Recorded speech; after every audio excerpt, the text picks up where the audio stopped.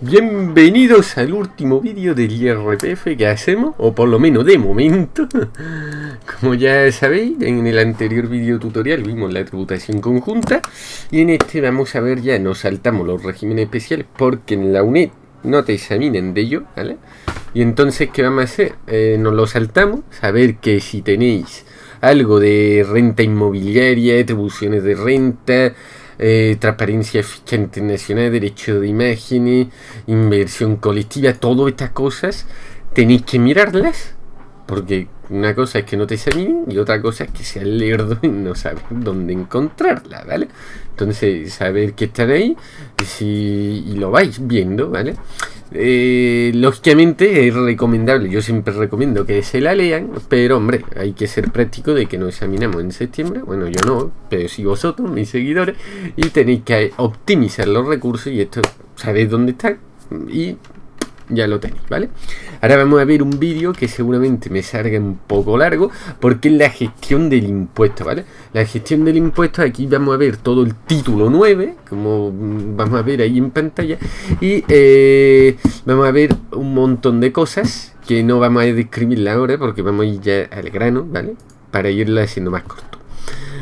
Si nos vamos ya al artículo 96, porque vamos a ver desde el 96 hasta el 108, aunque el 108 y eso ya son un poquito más. Básicamente lo fundamental aquí es la declaración, los pagacuentas, que esto es un concepto que os liáis mucho y es de derecho tributario 1, y os lo voy a explicar ahora.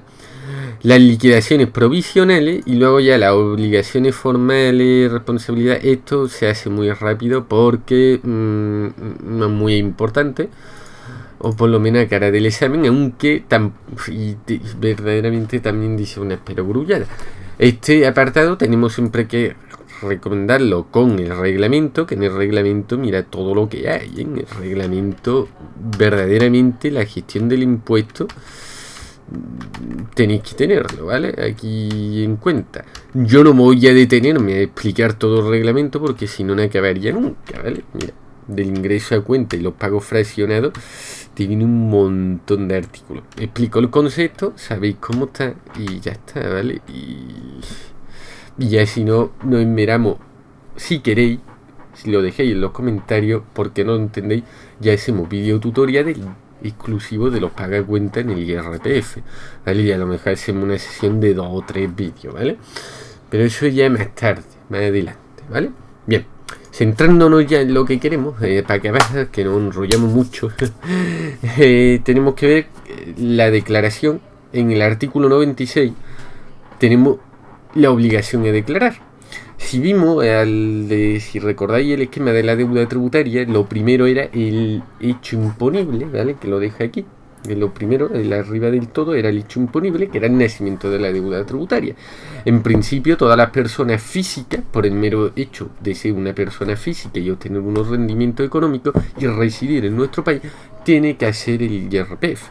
No obstante, en el artículo 96 nos va a decir quiénes no tienen que hacerlo, ¿vale? Entonces, aquí en el 96.1 te dice que todos los contribuyentes están obligados a presentar o suscribir su declaración de este impuesto con los límites y condiciones que regularmente se establezcan. Los límites son estos artículos, los que vamos a ver ahora en el artículo 96. En adelante, ¿vale? Ahora dice, no obstante, tendrán que declarar los contribuyentes que obtengan renta procedente exclusivamente de la siguiente fuente, ¿vale? Si recibimos un rendimiento íntegro del trabajo, esto puede cambiar, ¿eh? Ojo, por eso no hay que memorizarlo, ¿eh? Porque la última modificación de hecho de la ley, mira, fue en última, esto es lo que más cambia, en 2018, como podéis ver aquí, entró una nueva normativa, con lo cual tenedlo presente que esto va a cambiar mucho, con lo cual estas cantidades quizás veáis el vídeo el siguiente año y ya están modificadas, pero lo que quiero que sepáis el concepto. Los rendimientos íntegros del trabajo pues tienen un límite de 22.000 euros anuales. Si no superamos esos 22.000 euros anuales con las reducciones que ya hemos hecho, porque claro, esto ya se aplica al total, no estamos obligados a declarar, ¿vale? Si no estamos obligados a declarar, pues no lo hacemos. Aquí, ¿qué es lo que hacemos los asesores fiscales? Pues muy sencillo. Rellenamos todo el modelo, lo rellenamos, supervisamos y tal. Y si tiene una retención donde te sale a devolver, pues lógicamente le decimos al cliente: entrégala, porque te va a salir a devolver y te va a pagar la agencia tributaria por todas las retenciones de ingreso del trabajo que ha hecho anteriormente. Pero si te sale a pagar y solamente tiene menos de 22.000 euros anuales, pues lógicamente dice: bueno, pues no la presentes, no está obligado a declarar, ¿vale? Bien. Solo que ocurre que todo esto tiene muchas matizaciones, ¿vale? Los rendimientos del trabajo, vamos, del capital mobiliario y ganancias patrimoniales, es exactamente lo mismo. Si tenemos 1.600 euros, pues tampoco tenemos por qué hacerlo. Claro, ¿cuál es la letra pequeña? Que si seguimos leyendo aquí en cada una de las cuestiones, por ejemplo, en lo de rendimiento del trabajo del 22.000 euros anuales, te dice el apartado 3, el límite a la que se refiere el apartado A, no sé qué, no sé cuánto, ¿vale? Dice: cuando proceda más de un pagador, no obstante, el límite será 22.000 euros anuales en los siguientes supuestos, ¿vale? Aquí te está diciendo que cuando tengas más de un pagador, ¿qué es? Os pongo un ejemplo y lo vais a ver muy gráficamente, ¿vale? Rendimiento del trabajo, recordad por el vídeo de los rendimientos del trabajo, que lo dije aquí, recordad que eran, por ejemplo, trabajar por cuenta ajena en una empresa, pero también era percibir una prestación por desempleo, ¿vale? Y también era recibir algunas prestaciones de como la jubilación, etcétera, etcétera, ¿vale? Entonces, ¿qué ocurre? Se pueden dar supuestos donde normalmente con rendimiento del trabajo normalmente va a tener un pagador, normalmente, porque tú no me trabajas para una empresa. De hecho, si la empresa está a jornada completa, a 8 horas diarias, pues no puede trabajar para otra, porque las leyes de los estatutos de los trabajadores lo prohíben, para tener descanso, ¿vale? Es un derecho que obtuvimos. Algunos se quejan porque no pueden hacerlo, pero es que verdaderamente era un derecho que obtuvimos por el movimiento obrero, y gracias a Dios, porque antiguamente, en el siglo XIX, muchas personas trabajaban 10, incluso más horas, ¿vale? Con todas las enfermedades que eso acarreaba. Incluso algunos morían o tenían muchas enfermedades a causa del trabajo. Pues bien, en este caso, normalmente va a tener un solo empleo, pero imaginaros supuestamente que tenéis un empleo a media jornada con un contrato de trabajo que no tengáis nada de vinculación exclusiva con esa empresa. Puede ocurrir. Y entonces os dedicáis los fines de semana, como trabajáis a media jornada y os cobráis nada más unos míseros, a lo mejor 600 euros porque está a media jornada, y recordad el salario mínimo interprofesional, que ahora mismo está en 900 euros, eso es para la jornada completa. Los que tienen media jornada van a tenerla esa prorrateada, ¿vale? Entonces, proporcional. Entonces, ¿qué ocurre? Que a lo mejor llega a 600 euros solamente la criatura, y para pagar el alquiler y subastarse todo, tiene que buscarse otro empleo. Y se busca otro empleo temporal, por ejemplo, de pizzero, de repartidor de pizza, solamente en los fines de semana. Ahí ya tienes dos pagadores, porque te está pagando, por ejemplo, la pizzería X y la empresa de la papelería, que es donde te están trabajando a jornada parcial, ¿vale? Ya tienes dos pagadores. Pues si tienes dos pagadores, entran en juego estas normas. Si superan la cantidad de 1.500 euros anuales, una cantidad muy normal, porque ya con dos pagadores que siempre se supera los 1.500, bueno, tienes que tributar, ¿vale? Otro ejemplo que os quiero poner en ejemplo, por ejemplo, eres becario. Esto sucede mucho, yo que me he movido mucho por la universidad y tal, y conozco muchos becarios doctorando.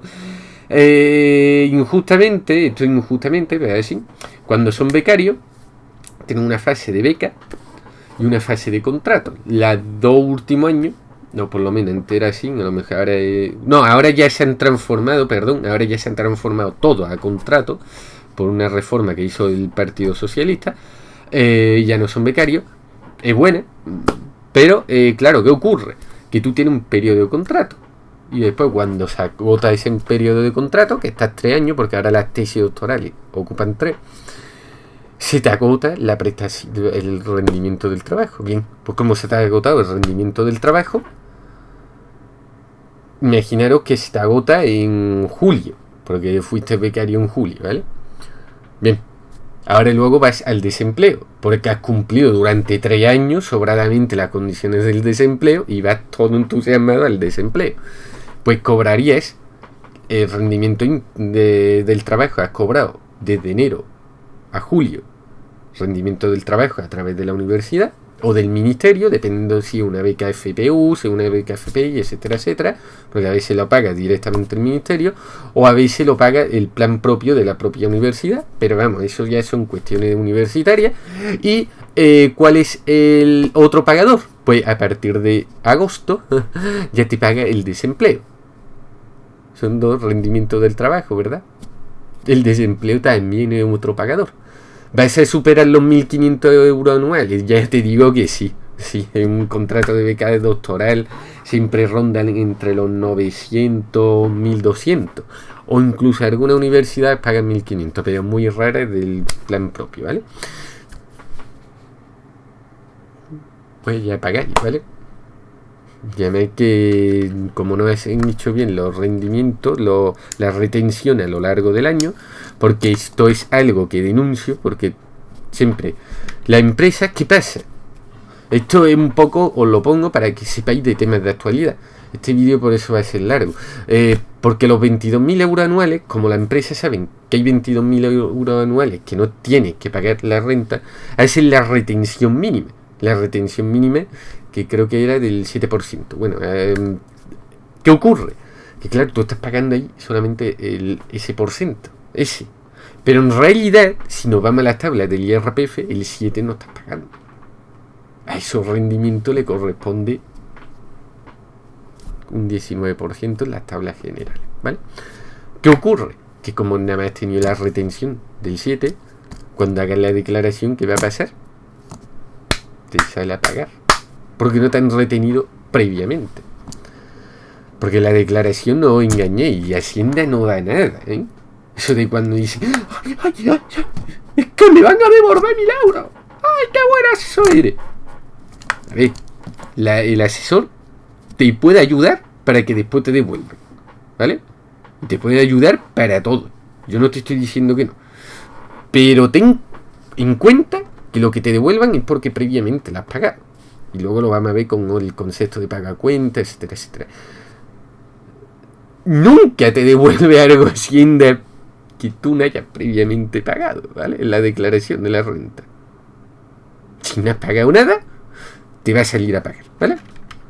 Bueno, hecho este inciso, ya lo sabéis, ¿vale? Y tener bien en cuenta muy bien ahora todas las tipos de cuantías que aquí aparecen. Por ejemplo, aquí no hemos hecho mención a las cuantías de ganancias patrimoniales tienen 1.000 euros anuales, ¿vale?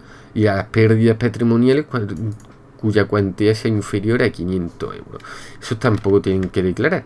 Pero bueno, aquí los rendimientos del trabajo tienen que, con estas condiciones, si no cumplen estas condiciones, si tienen 2 pagadores, automáticamente casi siempre, no es siempre, porque a lo mejor puedes tener 1.500 euros anuales, por ejemplo, te han contratado en un contrato temporal, de esos míseros, temporal, lo digo temporal, para que haga el diseño de una página web, 600 euros, luego te dan de baja porque era solamente un mes de un contrato de obra y servicio, y luego encuentras otro contrato de obra y servicio para el pisero a finales de año, ya en en diciembre, perdón, y nada más computas otros 500 euros. ¿Cuántos rendimientos del trabajo has tenido? 600 más 500 son 1.100. Pues no tendrías que hacerlo, ¿vale? Aunque tengas 2 pagadores. Pero son casos muy esporádicos, ¿vale? Porque has tenido siempre que trabajar de esto y prácticamente con 3 mensualidades ya lo tienes, ¿vale? Aquí luego te dice el punto 4 que estarán obligados a declarar en todo caso los contribuyentes que tengan derecho a deducción por doble imposición internacional. Esto siempre tienen que hacerlo, ¿vale? La doble imposición internacional la tienen que hacer. Si has trabajado en el extranjero, has tenido prestaciones en el extranjero, etcétera, etcétera, etcétera, recordad que habían unos convenios para unas reducciones de la imposición internacional, como vimos anteriormente, pero tienen que hacerlo, ¿vale? Aquí tiene. Luego, los modelos de declaración se aprobarán por el Ministerio de Economía y Hacienda, que se establecen de forma de los plazos de presentación, así como los supuestos y condiciones de presentación de declaraciones por medios telemáticos. Esto es lo que te dice de que todos los modelos, el modelo realmente, los modelos del IRPF pueden ser, recordad, trimestralmente, que todo el autónomo tiene que hacerlo trimestral, es una obligación, todos los que vayan por actividades por cuenta económica, por esos rendimientos, eso lo tienen que hacer el modelo trimestral sí o sí. Es más, ellos no tienen ese límite, ¿vale? Los de actividad económica no se pueden adjuntar. Si lo veis, aquí no hay nada de actividad económica. Si tú has recibido 100 euros de actividad económica, 100 euros, vamos, 100 euros sería algo tan mísero que no te has dado de alta ni de autónomo. Pero bueno, tendrías que hacer la declaración de la renta, porque tiene una actividad económica empresarial. ¿Vale? ¿Te queda claro? Así ya no vale confundir, ¿eh? Ya no me vale decir, Enrique, que soy autónomo, tal, es que no llega a los 22.000 euros. Da igual, tienes que hacerlo. Siempre tienes que hacerlo, obligado. A los empresarios nos tratan así, ¿vale? Y recordad que somos empresarios. Aunque seamos empresarios que no tengamos trabajadores, ¿no? Los autónomos somos así, ¿vale? Bueno. Y de aquí lo que sí tenemos que saber, porque lo demás es más secundario, es el apartado 9, que esto sí es importante, que dice la ley de presupuestos generales del Estado, que esto la aplica, la aprueban todos los años el Parlamento, ¿vale? A base de la propuesta del gobierno, podrán modificar lo previsto en estos apartados anteriores para ese año, ¿vale? Entonces es algo que puede ir cambiando según el color de los votos que tengamos en el Parlamento, en la representación parlamentaria, ¿vale? Entonces tener en cuenta que esto es muy movible, este es del apartado muy movible de la declaración, verdaderamente, porque los otros tampoco cambian mucho, pero las cifras sí pueden bailar según los votos, que a lo mejor uno quiere arañar y ahora lo sube de 22.000 a 24.000 para excusar que no me paguen los ricos, y otros partidos pues pueden a lo mejor recortarlo a 18.000 para que paguen un poquito todos los demás, ¿vale?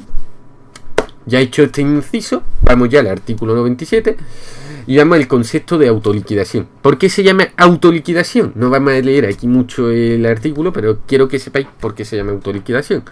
Se llama autoliquidación porque es el IRPF, una liquidación que hacemos, algo que nosotros tenemos que rellenar para pagar lo que nos corresponde por nuestra capacidad económica que hemos percibido a lo largo del año por ser persona física. Recordad que es un impuesto directo y esta es la definición. ¿Liquidar qué significa? Pues liquidar es pagar, ¿vale? Pagar lo que te corresponde. ¿Y auto qué es? Que la haces tú mismo, ¿vale? ¿Cómo la haces tú mismo? Pues la agencia tributaria te da unos plazos, generalmente, aunque esto también puede modificarse, generalmente de abril a junio, tienes que hacer el modelo de la declaración de la renta, o si eres autónomo y tal, tienes ya que ir haciendo los modelos trimestrales, ¿vale? Que ya lo aplicamos de actividades económicas, que lo dejo aquí, ahí ya venía explicado, ¿vale? Bien, pues la autoliquidación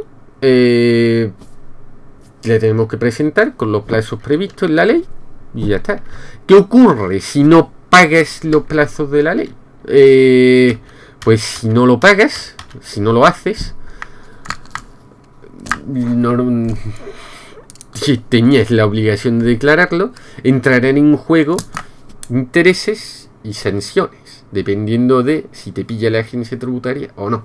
Si no te pilla, habrá intereses. porque tú dices, ostras, yo creía que no tenía que presentarla y en septiembre te das cuenta y tú autoliquidas y lo presentas antes que la agencia tributaria te pille. Entonces va a tener intereses de demora porque no la ha hecho en tu tiempo, pero no va a tener sanciones, ¿vale? Estas son normas de la Ley General Tributaria que lo tenéis que ir viendo, que según el plazo de unos días tal no sé qué, pues se van configurando los intereses, ¿vale? No quiero explicarla aquí porque si no va a ser eterno el vídeo, ¿vale? Luego el borrador de la renta, el borrador de la declaración es que la administración tributaria podrá poner a disposición de los contribuyentes un borrador de la declaración sin perjuicio del cumplimiento del apartado 97 de esta ley. ¿El borrador qué quiere decir? Pues el borrador es que te pone un modelo, actualmente un modelo, porque ya antiguamente se daba un programa padre que te lo podías descargar y lo podías hacer desde tu ordenador. Ahora se hace todo a través de internet, pero tranquilo, aunque se haga todo a través de internet, si le da a cancelar no se queda guardado y verdaderamente esto es un derecho que tenemos los ciudadanos, los contribuyentes, a que podamos ensayar para saber qué es lo que nos va a tener que pagar con los datos que nosotros le proporcionamos. Este borrador, por mero hecho de ser borrador, que muchas veces lo imprime la gente pero no lo presenta, no constituye una presentación. Si luego no tiene su código barra, su presentación, su firma electrónica y tal, si nos descargamos esa autoliquidación y pone aquí una barra con una gota de agua borrador, que a mí me han llegado así en la asesoría y dice, hombre, es que Enrique, yo este papel pone borrador y tal, yo es que lo he entregado. Yo digo, esto no es entregado, esto pone borrador. Y me han hecho ir después a la agencia tributaria y tal, y dice, no, es que este cliente no lo ha entregado, porque no tiene el código de barra, no tiene el de esto y tal, ¿vale? Luego aquí, ¿qué es lo que quiere decir el borrador? Pues recordad que he hecho siempre hincapié de los 4 tipos de rendimiento, de la valoración de la base imponible. Bien, pues esto es lo que quiere decir, es que el borrador te está diciendo de que se va a agrupar para hacerlo más sencillo para los trabajadores, bueno, para los contribuyentes, lo van a hacer en los 4 tipos de rendimientos que existen: trabajo, capital inmobiliario, ganancias patrimoniales y actividad económica empresarial, ¿vale? Entonces, ¿veis cómo ahora mismo toma valor todo lo que hemos ido estudiando? ¿A que sí? Pues eso. Cuando la administración tributaria carezca de la información necesaria para la elaboración de un borrador de la declaración, podrá a disposición del contribuyente los datos que puedan facilitarle la confección de la declaración del impuesto. Recordad que la agencia tributaria, y esto no lo pone ahí, pero sí lo pone cuando estamos haciendo el borrador de la declaración de la renta, es obligado que aunque ellos tengan unos datos, donde pone datos fiscales, que eso ya, si ya después de acabar toda esta explicación veremos a lo mejor un modelo para que veáis el esqueleto del borrador. En los datos fiscales ellos pueden tener conocimiento de qué cosa, pero si ellos no tienen conocimiento de esas cosas, las tienes que rellenar tú, es tu obligación, ¿vale?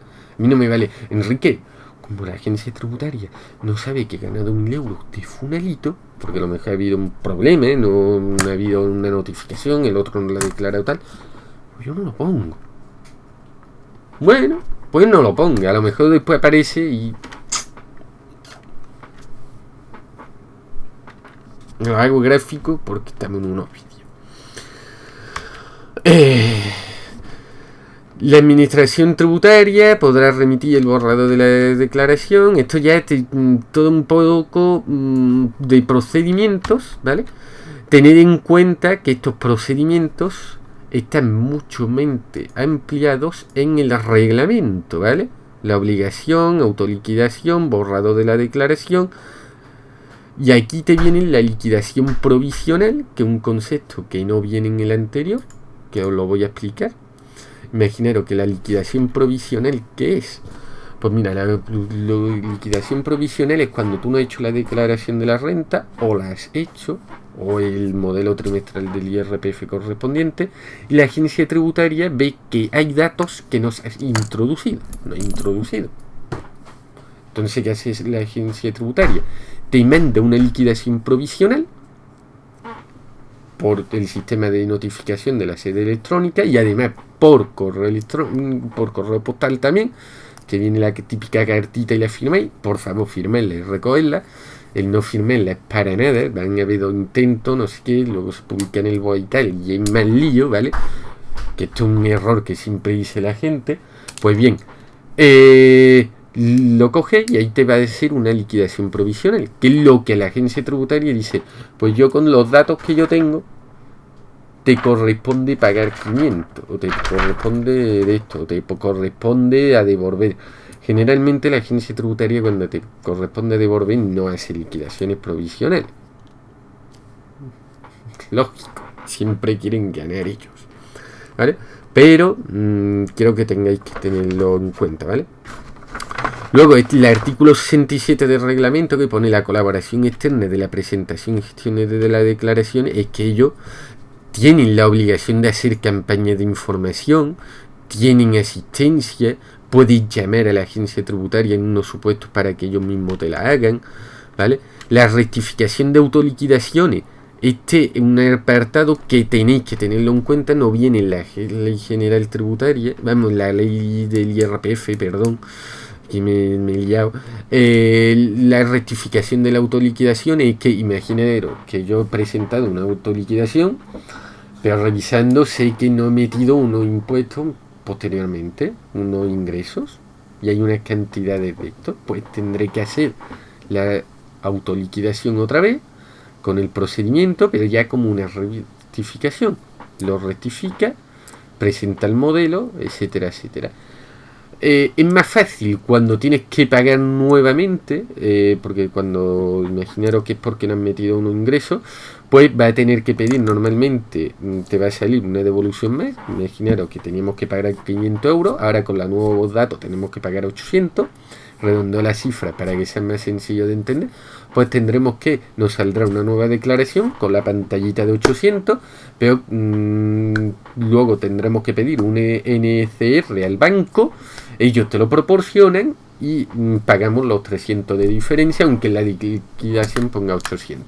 ¿Qué pasa si la liquidación verdaderamente, no me he equivocado, pues nos tenían que pagar menos? Eso ya es un poco más complicado, porque tenemos que hacer no solamente la liquidación, sino también luego unos recursos y notificarlo al Tribunal Económico Administrativo y a la agencia tributaria, a uno o a otro, dependiendo del sistema que estemos, para que nos devuelvan la cantidad que hemos devuelto anteriormente, ¿vale?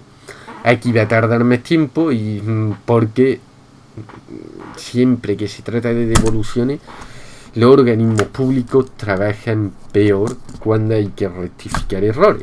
Cuando hay que rectificar errores a favorable a su institución, es todo muy sencillo, pide un NCR y automáticamente pagan la diferencia y te olvidas ya de todo porque no tienes más obligaciones, ¿vale?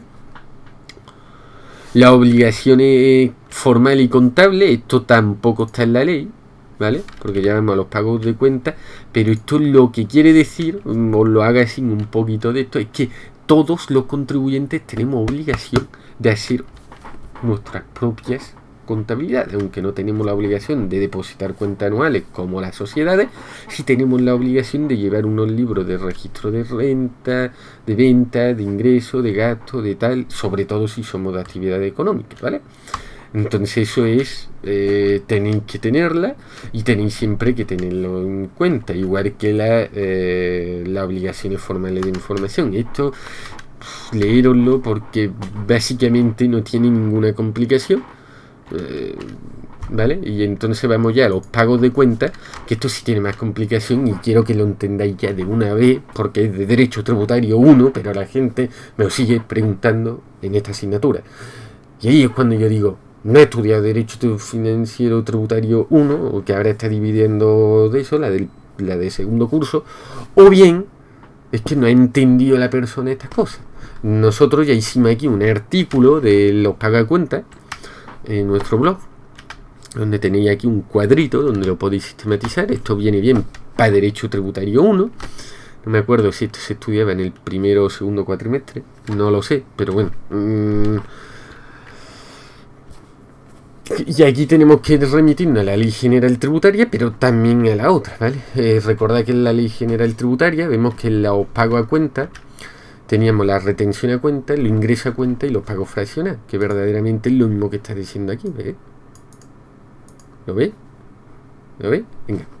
Pues los pagos a cuenta, ¿qué son? Los pagos a cuenta, según la Ley General Tributaria, hacen referencia a pago anticipado de un tributo que se liquidará posteriormente. Liquidará es lo que se pagará, ¿vale? Liquidar es pagar. En la renta o deuda tributaria. Está regulado por el artículo 23 de la Ley General Tributaria, que dice lo siguiente. Y aquí te viene copiado textualmente lo que dice la ley, ¿vale? Después aquí tenemos que explicar qué son las distintas cuestiones, ¿vale? Retención a cuenta. La retención, los pagos a cuenta pueden recibir 3 nombres, pero todos son pagos a cuenta, ¿vale? La retención a cuenta es cuando hay una cantidad que la retiene el Estado para asegurar el pago de ese impuesto sobre un sueldo, salario, percepción para el pago del impuesto. Retención a cuentas, ¿qué hace? Mira, el autónomo cuando hace por ejemplo, una factura, normalmente, aunque no necesariamente, hace tiene la base imponible, después viene la aplicación del IVA y después la aplicación del IRPF. Pues bien, esa aplicación del IRPF es una retención a cuenta, que lo tiene que pagar la empresa cuando te está pagando la factura. Puede que tú no lo hagas en la factura, porque si no lo haces en la factura es porque tú eres consciente para que los clientes no tengan que pagar, etcétera, etcétera. Pero tú lo vas a hacer. ¿Cómo va a ser la retención a cuenta? Al final, cuando vaya a liquidar tu impuesto del IRPF trimestral, estás pagando esa cantidad, ¿vale? Por ejemplo, en el marketing de afiliados, cuando con este banner, que ya lo explicamos la otra vez, aquí, aunque yo sea autónomo, se hace una retención a cuenta del IRPF por lo que yo me llevo, por de esto de afiliado que me llevo, ¿vale? Que es poquito, pero pues esa retención, ese ingreso yo ya lo he pagado. Cuando llegue la declaración de la renta, esa parte correspondiente a ese ingreso yo lo he pagado, ¿vale? Entonces, verdaderamente no tendré que tributar por esa cuantía.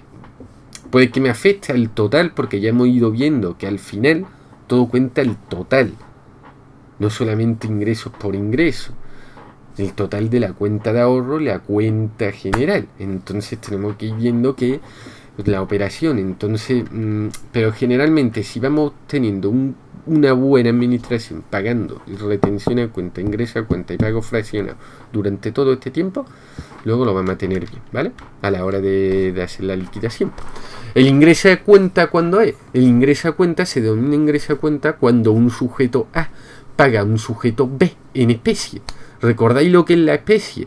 Hicimos un video tutorial de especie. Por ejemplo, son cantidades satisfechas que normalmente hace la empresa, por ejemplo, dando descuentos de servicios que hacen, por ejemplo, lo de la guardería, o con coche, o con alquileres de la vivienda porque una empresa inmobiliaria y te deja el alquiler más barato. ¿Recordáis lo de la especie? Hombre, si no lo recordáis, aquí video tutorial porque existe, porque ya lo explicábamos allí. Pues eso son ingresos a cuenta, ¿vale? Todas esas cuestiones tendrán ingreso a cuenta y la empresa tendrá que declararlo. Lógicamente todo esto tenemos que hacer luego un modelo como empresa, ¿vale? Un modelo. Los trabajadores, si la empresa ha hecho bien el modelo, ¿qué es lo que hace? Pues nada, el trabajador automáticamente le saldrán los datos fiscales y feten, ya lo tienen en el borrador, ¿vale? Luego los pagos fraccionados, estos son realizados por el mismo contribuyente en su momento a realizar la liquidación total del impuesto.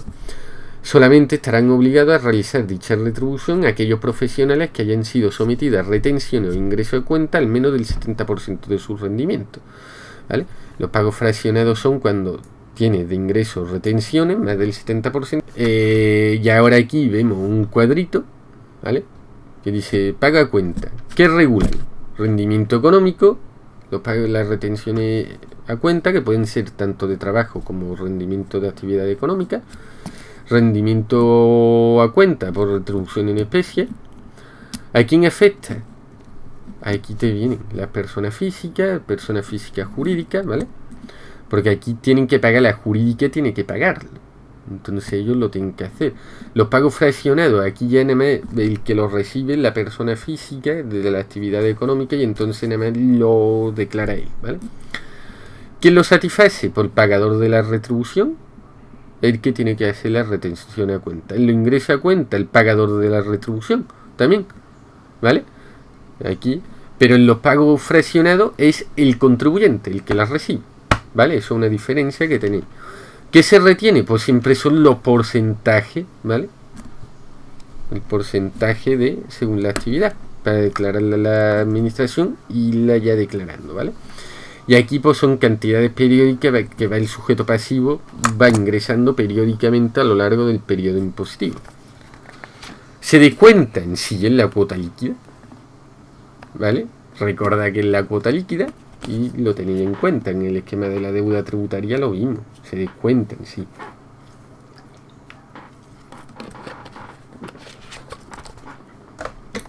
Y bueno, ya tenemos ese esquema. Ahora que vamos leyendo, y aquí te dice la entidad de personas jurídicas, tienen que obligarlo, tal. Pero ya una vez que tengamos ese concepto, verdaderamente leer el articulado no tiene nada de complicación, ¿sabes? Porque mira, dice, en todo caso, los sujetos obligados a retener, a ingresar o a cuenta asumirán la obligación de efectuar el ingreso del tesoro, sin cumplimiento de aquella obligación que aquella puede sonarle, etcétera, etcétera. Ya es un poco irlo leyendo y veréis que verdaderamente no tiene ya ninguna complicación. Lo difícil era saber qué es un pago a cuenta, un ingreso a cuenta y una retención, ¿vale? Ya tenía ahí el esquemita y tal, ¿vale? Ahora luego los pagacuentas, pues los pagacuentas tienen aquí un montón de normas, ¿vale? Que tenéis que completarlas siempre con las del reglamento. Que las del reglamento es que nos podemos aburrir. Porque mirad,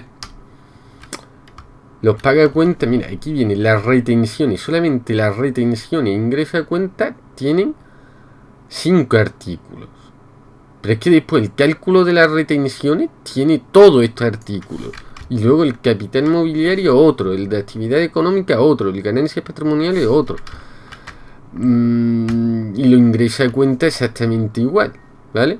Tenerlo en cuenta, que lo tenía ahí para tal. En el examen de derecho no va a entrar mucho el reglamento, o va a entrar más en las cuestiones de aquí, pero tenerlo, saber que existen y saber que tienen que hacerlo, ¿vale? Esto muchas veces me preguntan compañeros que los paga a cuenta y cómo se hacen, etcétera, etcétera. Pues tenéis que verlo, ¿vale?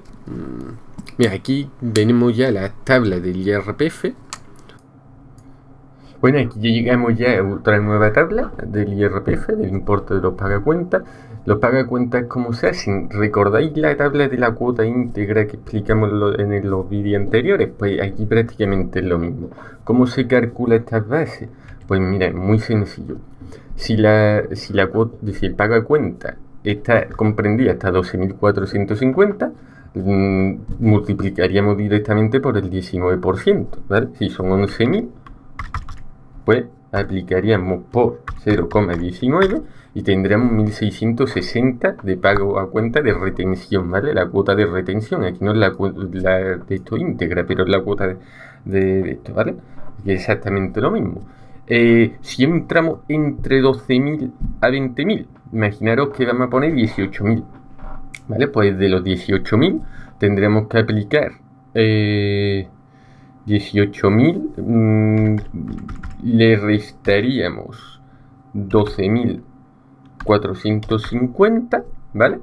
Y nos saldría 5.550. Como podemos aplicarlo hasta 7.750, le aplicamos el 24% y a esta cantidad tenemos que sumarle la que aquí nos dice de la cuota íntegra que es fija por los 12.450 y tenemos 3.697,5, y así sucesivamente. Entonces lo que habría que hacer siempre es tener en cuenta que los 7.000 estos, aunque parezca mentira, es la diferencia prácticamente entre un tramo y otro, por eso te dice hasta, ¿vale? Mira, si sumamos la diferencia entre aquí y aquí, hay 7.000,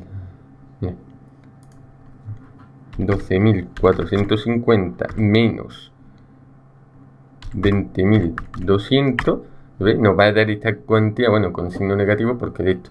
Entonces esta cuantía es lo que te está diciendo el techo, ¿vale? Pero este dato prácticamente es, si tenéis, los datos importantes, siempre calcula de lo mismo.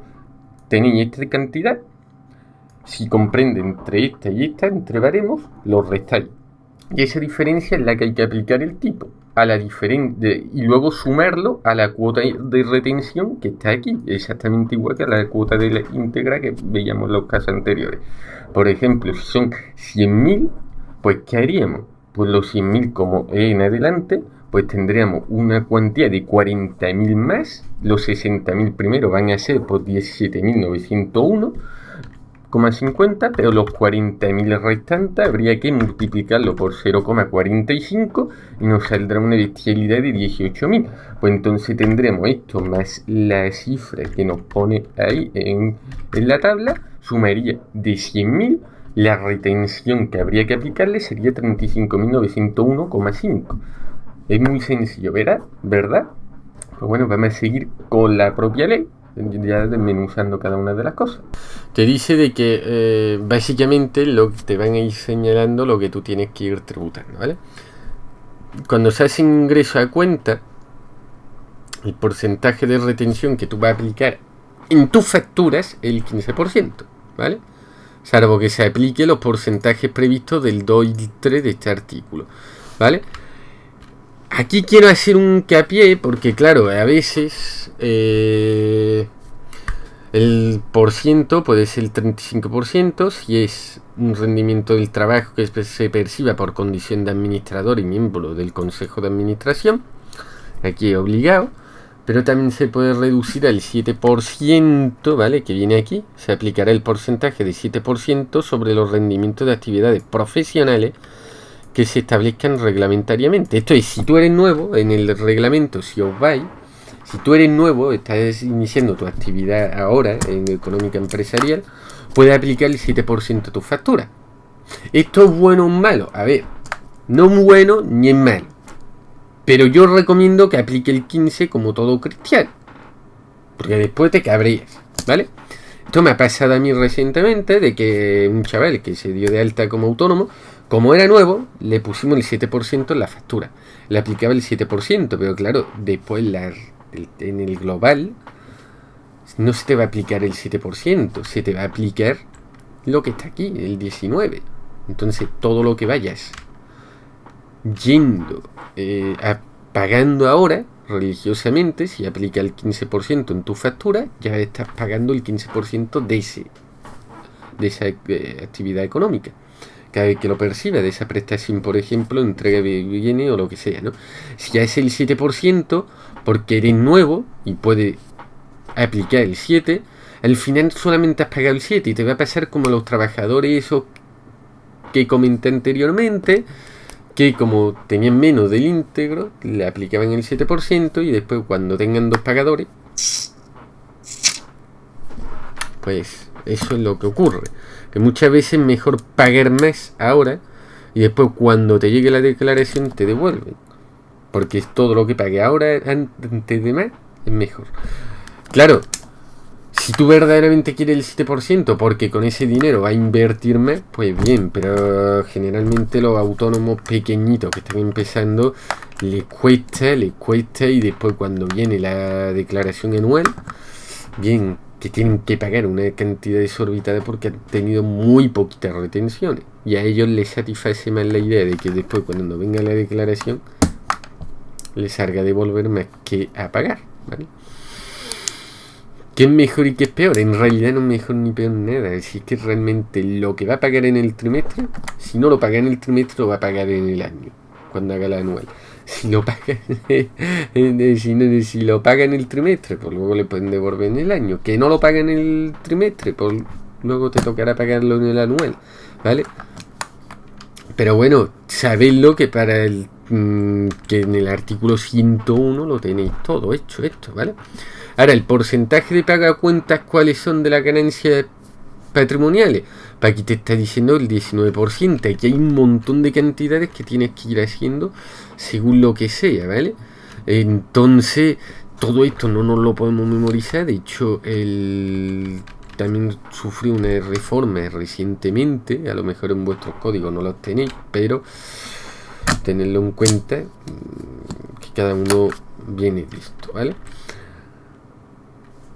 Y tened siempre en cuenta si son pagos fraccionados, es decir, todo este esquemita, ¿vale? Porque no es lo mismo un pago fraccionado que un ingreso a cuenta y una retención a cuenta. Esta definición la tenéis que tener. Es quizá algo que tendríais que estudiar algo de derecho antes de meteros. Bueno, ahora venimos con las liquidaciones provisionales, que si las regulan, si las regula el impuesto. La liquidación provisional es cuando la administración te lo da, ¿vale? Y te lo proporciona. Te hace una liquidación provisional para que tú te... Es provisional.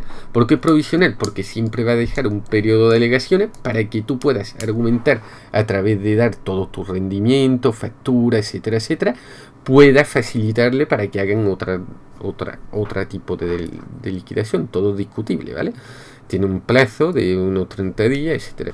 Aquí cuando dice devolución derivada de la normativa del tributo, dice cuando la declaración hubiese sido presentada fuera de plazo, los 6 meses a los que se refiere el párrafo anterior se computarán desde la fecha de su presentación. ¿Verdad? Aquí siempre es según tenéis que tener lo de la Ley General Tributaria en los plazos del día 20 y 15 que estudiamos en Derecho Tributario 1, ¿vale? Y es sumamente importante que lo tengáis en cuenta, ¿vale?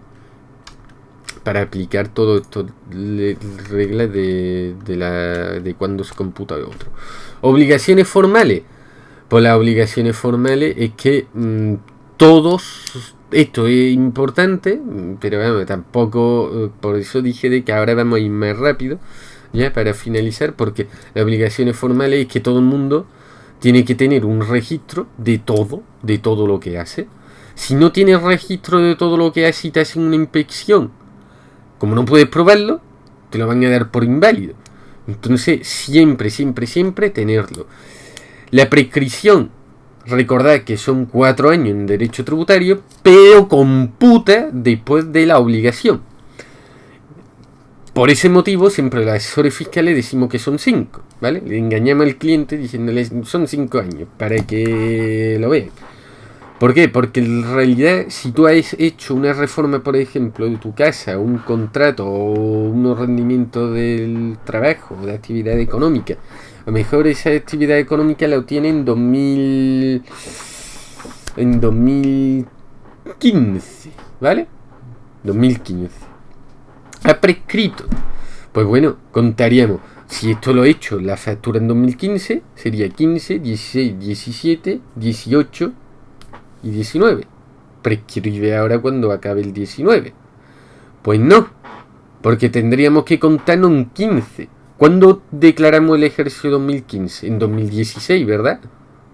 Pues entonces la prescripción es a partir de cuando entregamos esa autoliquidación, en 2016, en junio del 2016, cuando la hayamos entregado. Entonces, si la entregamos en junio de 2016, tendremos 2016, 2017, 2018, 2019 y 2020. Hasta junio de 2020 no cumpliría ese de 2015, aunque le hayamos hecho en enero de 2015. ¿Veis la diferencia? Entonces, conservarla siempre 5 años o 6 y os curáis en salud, y después ya lo podéis triturar, lo podéis destrozar y todo lo que queráis, o quemar, o mandarla a una empresa de estas que destruyan papeles, ¿vale?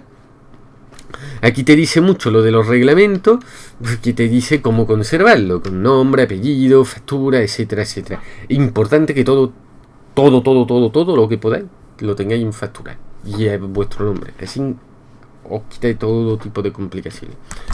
Obligaciones formales del retenor obligado a practicar ingreso a cuenta y otras obligaciones formales. Bueno, este apartado lo único que quiere decir, si os lo leéis, es que todos aquellos que hagan ingreso a cuenta tienen la obligación formal de anunciarle al ministerio, ¿vale?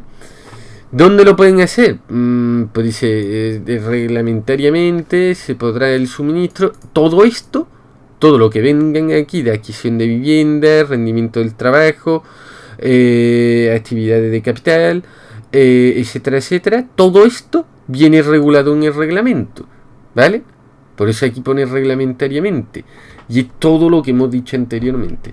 Y luego ya venimos a los 3 últimos artículos, que ya es la responsabilidad patrimonial, el régimen sancionador. Es que la responsabilidad patrimonial del contribuyente, que es, tiene la obligación formal de pagar la deuda, y en caso de no pagarla, pues sufrirá sanciones. Tiene un plazo, y por cada plazo que vaya, pues tiene que brincar, ¿vale?